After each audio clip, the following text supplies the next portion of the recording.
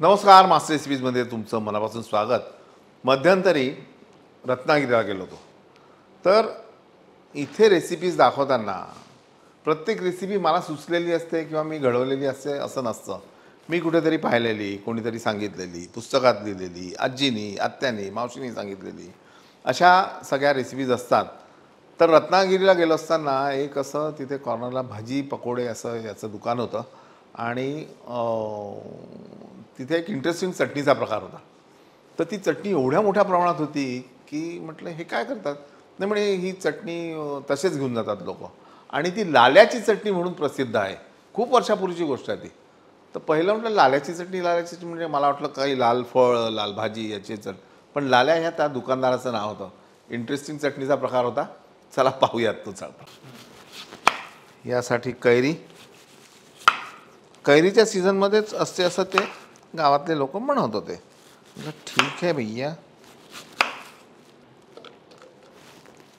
हिरवी कच्ची कैरी, त्यानंतर कोथिंबीर, आलं, त्यानंतर एक चमचाभर जिरं, चिंचेचा कोळ एक 4-5 चमचे, त्यानंतर गूळ पाववाटी, मीठ एक अर्धा चमचा आणि मूठभर फरसाण.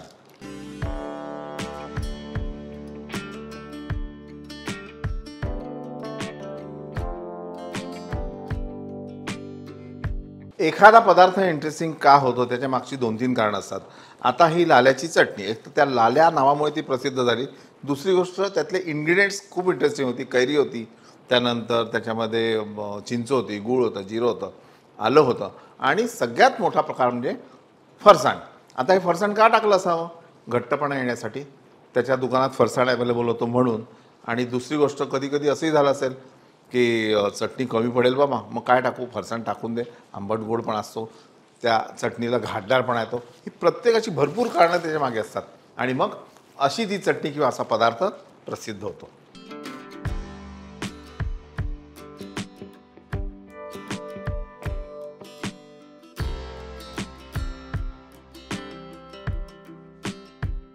अतिशय इंटरेस्टिंग असा हा प्रकार आहे. लाल्याची चटणी नक्की करा आणि केल्यानंतर बघा लाल्या आठवतो का मी आठवतो. पात्र मास्टर रेसिपीज.